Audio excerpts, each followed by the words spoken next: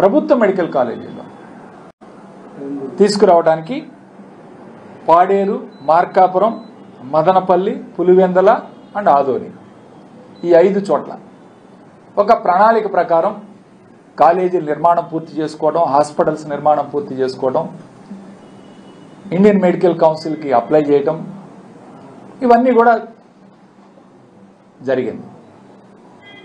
అయితే ఎలక్షన్ రావటం, ఈరోజు ప్రభుత్వం మారటం వల్ల ఈరోజు ఈ 5 మెడికల్ కాలేజీలకు కూడా ఈ ప్రభుత్వం ఏది కూటమి ప్రభుత్వంలో భాగస్వామి అయ్యి ఉండి కూడా ఎక్కడా కూడా ఒక ప్రయత్నం కూడా చేయకపోవడం చాలా దారుణం. ముఖ్యంగా ఇండియన్ మెడికల్ కౌన్సిల్ పులివెందలకు 50 సీట్లు, అట్లానే పాడేరుకి 50 సీట్లు మేము ఇస్తామని చెప్పి వాళ్ళు అనుమతితో లేఖ రాసిన ఈ ప్రభుత్వం మాకొద్దు, పులివెందల్లో 50 సీట్లు మాకొద్దు, మేము ఈ సంవత్సరం అడ్మిషన్స్ చేయలేమని చెప్పి తిరిగి ఎన్ఎంసీకి, నేషనల్ మెడికల్ కౌన్సిల్కి లెటర్ రాయటం అనేది చాలా దారుణమైన అంశం. ఏమిటి మీకు వచ్చిన నష్టం ఏమిటి నేను అడుగుతా ఉన్నాను. ఈ రాష్ట్రంలో నేను కూడా ఒక డాక్టర్గా చదువుకున్నాను. నేను చదువుకున్నప్పుడు ప్రభుత్వ కాలేజీలో 500 ర్యాంక్ రూపు వస్తేనే మెడికల్ కాలేజీలో సీట్ వచ్చేది. ఈరోజు ఆ తర్వాత ఎక్కడ కూడా ప్రభుత్వ మెడికల్ కాలేజీ స్థాపించడం జరగలేదు ఈ రాష్ట్ర చరిత్రలో. ఈ రాష్ట్ర చరిత్రలో దాదాపు 40 సంవత్సరాల నుంచి ఎక్కడా కూడా ఒక్క ప్రభుత్వ మెడికల్ కాలేజీ కూడా స్థాపించడం జరగలేదు. చంద్రబాబు నాయుడు కేవలం తన హాయంలో తన అనుమాయులకి, తనకి ఎవరైతే ఇష్టమైన వాళ్ళందరికీ ప్రైవేట్ మెడికల్ కాలేజీలు కట్టజెప్పాడు తప్ప ప్రభుత్వ మెడికల్ కాలేజీ రాష్ట్రంలో ఎక్కడా కూడా రాకపోవడం చాలా శోచనీయం, చాలా బాధాకరం. ఒక పేద విద్యార్థి ఇవాళ ప్రైవేట్ మెడికల్ కాలేజీలో చదవాలంటే దాదాపు ₹1.5 కోటి ఈరోజు ఫీజు అడుగుతా ఉన్నారు, డొనేషన్ అడుగుతా ఉన్నారు. మళ్ళీ దానిపైన సంవత్సరానికి 3 లక్షలు ఫీజు కట్టుకోవాలి. దాదాపు ₹1.5 2 కోట్లు ఖర్చు అవుతుంది ఒక్కొక్క విద్యార్థికి. ఎంతో మంది విద్యార్థులు మెడిసిన్ చదువుకోవాలనే ఆశతో తల్లిదండ్రులు కూడా చిన్నవాళ్ళు, మధ్యతరగతి వాళ్ళు ఇవాళ ప్రైవేట్ మెడికల్ కాలేజ్ చదివించాలంటే ఎంత కష్టతరమైన పనో మనందరికీ తెలిసిన విషయం.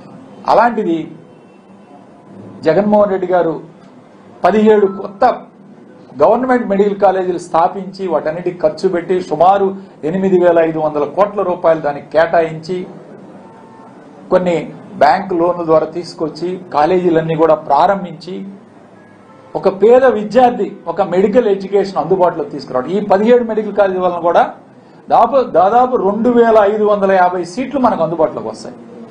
2,550 సీట్లు అంటే సంవత్సరానికి 5 మెడికల్ కాలేజ్ చొప్పున వేసుకున్న 750 సీట్లు. గత 5 మెడికల్ కాలేజ్ గత సంవత్సరంలో ప్రారంభించిన 750 సీట్లు వస్తే ఈ సంవత్సరం మళ్ళీ 750 సీట్లకి మనం పర్మిషన్ తీసుకోవచ్చు.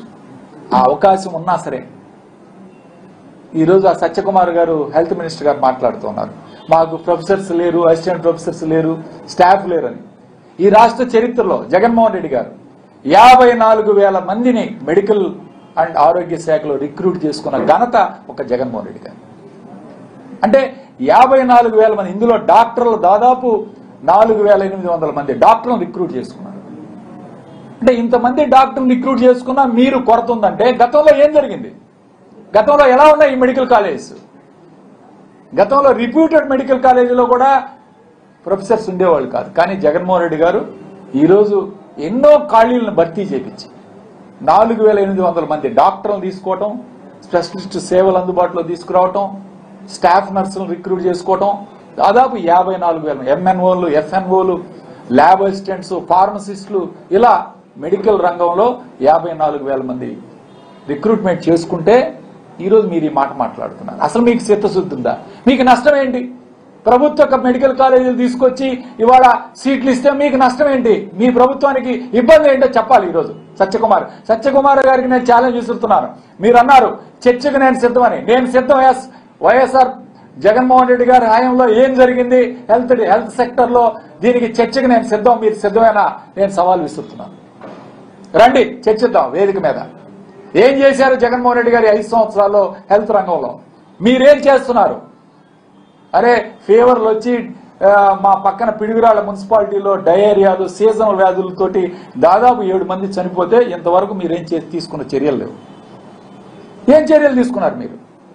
ఈరోజు సీజనల్ వ్యాధులు డెంగ్యూ, మలేరియా, జ్వరాలు గ్రామాల్లో కూడా విస్తృతంగా ఈరోజు విజృంభిస్తుంటే ఈ ప్రభుత్వం ఏం చర్యలు తీసుకుంది? పిహెచ్సికి వెళ్లే స్టాఫ్ నర్సులు నిన్న మొన్న ధర్నా చేస్తున్నారు, డాక్టర్లు ధర్నా చేస్తున్నారు.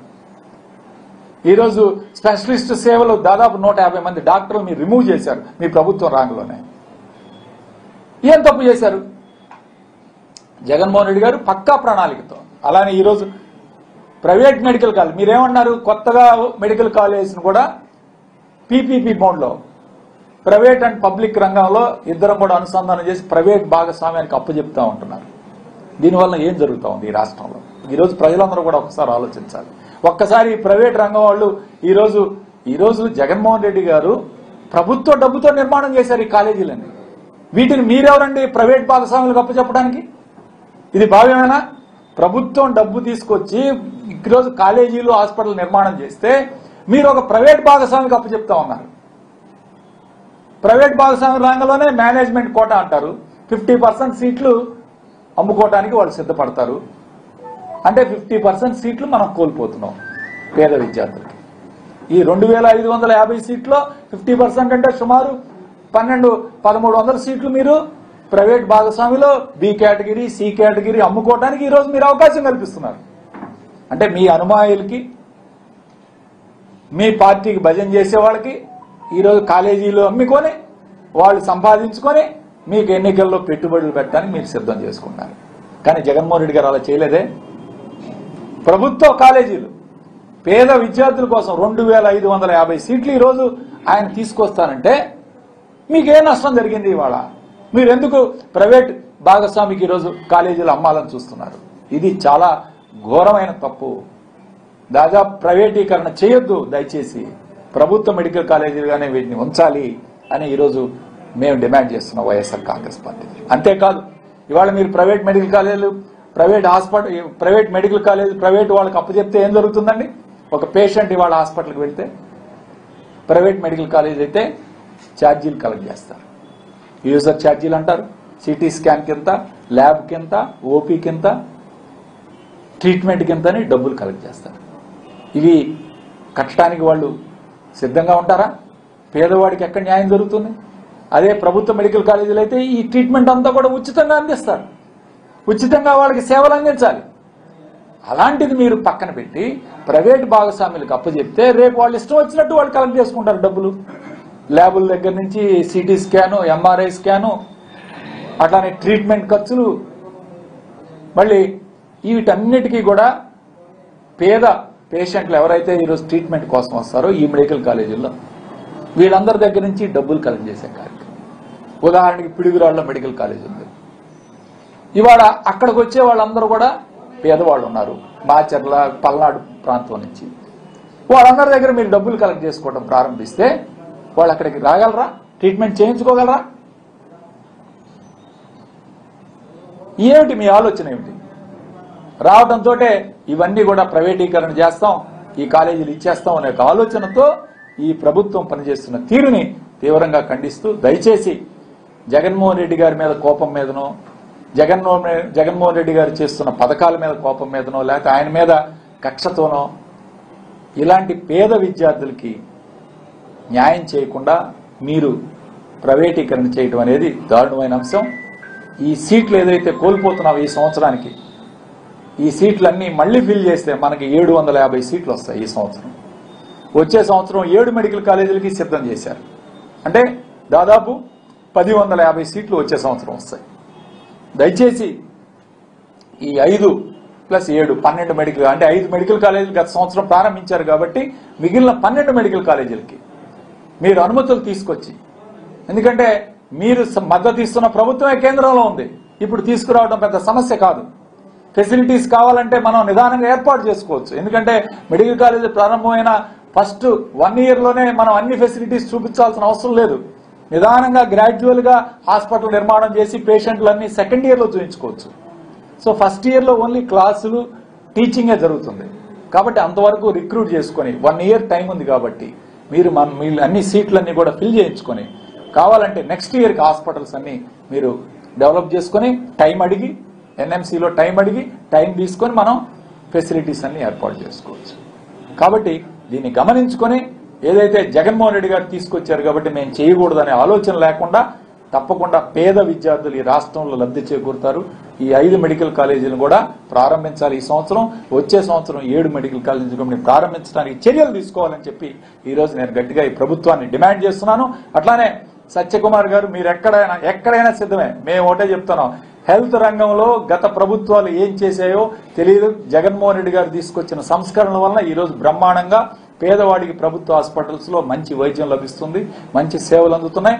తప్పకుండా విలేజ్ హెల్త్ క్లినిక్స్ కూడా చాలా బాగా ఉపయోగపడతాయి. వాటిని కూడా మీరు అభివృద్ధి చేయాలని చెప్పి నేను కోరుకుంటూ మీ చర్చకి ఎక్కడికైనా సవాల్ తీసుకుంటా ఉన్నాం. మేము చర్చకి సిద్ధం, రండి, మీరు వేదిక పెట్టండి, తప్పకుండా మేమేం చేసాం విత్ డేటా కూడా మీ ముందుకు వస్తామని చెప్పి తెలియజేస్తూ సెలవు తీసుకుంటాం.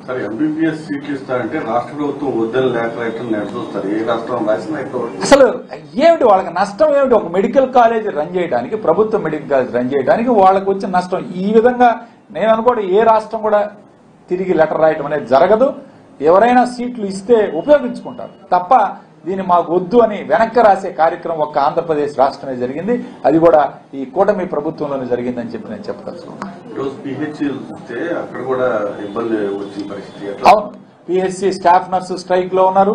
వాళ్ళందరూ కూడా ఇప్పుడు రిక్రూట్ చేసిన ఏఎన్ఎంలు డైరెక్ట్ గా కాంట్రాక్ట్ బేస్ లో తీసుకుని వాళ్ళకి ప్రమోషన్లు ఇచ్చే కార్యక్రమం చేస్తూ ఉన్నారు. అంతకుముందు పనిచేస్తున్న వాళ్ళందరూ కూడా ఇబ్బంది పడుతున్న నేపథ్యంలో ఖచ్చితంగా మీరందరూ కూడా ఒకటే గుర్తుపెట్టుకోవాలి, గతంలో పనిచేసిన వాళ్ళు అనుభవంతో ఉన్నారు, ఎక్స్పీరియన్స్ తో ఉన్నారు. వాళ్ళకి ప్రమోషన్స్ ఇచ్చి వాళ్ళందరూ ఫిల్ చేసిన తర్వాత ఎవరైనా ఉంటే కొత్త వాళ్ళని తీసుకోవాలి తప్ప డైరెక్ట్ గా లేటరల్ ఎంట్రీలో వీళ్ళందరినీ తీసుకుని ముందుకు పెట్టే కార్యక్రమం చేయకూడదని చెప్పి కూడా ఈరోజు నేను కోరుతున్నాను. ఈ ప్రైవేట్ పరం చేయడం వల్ల పేద విద్యార్థులకు ఎలాంటి అన్యాయం జరుగుతుంది సార్? తీవ్రంగా ఈరోజు ఒక పేద విద్యార్థి ఎంబీబీఎస్ చదువుకోవాలంటే ఏదైనా సీటు ప్రభుత్వ కాలేజీలో రాకపోతే దాదాపు ₹1,00,00,000 నుంచి ₹1,50,00,000, ₹2 కోట్ల దాకా కూడా ఖర్చు పెట్టాల్సిన అవసరం ఉంటుంది. కాబట్టి పేద విద్యార్థులు ఉచితంగా చదువుకు ఎంతో మంది ఉన్నారు. ఇవాళ తల్లిదండ్రులు చదివించి నీట్ ఎగ్జామ్స్ చిన్నప్పటి నుంచే వాళ్ళు కలలు కానీ డాక్టర్ కావాలని, తర్వాత వాళ్ళని ఇంటర్మీడియట్ లో లాంగ్ టర్మ్ కోచింగ్స్, తర్వాత short term coachings, coaching centre లో సంవత్సరానికి ₹2,00,000 పెట్టి చదివించుకొని వాళ్ళందరినీ కూడా ఈరోజు ఒక వైద్య వృత్తిలో చూడాలని కోరుకున్న తల్లిదండ్రుల ఆశలు నిరాశలయ్యే కార్యక్రమం.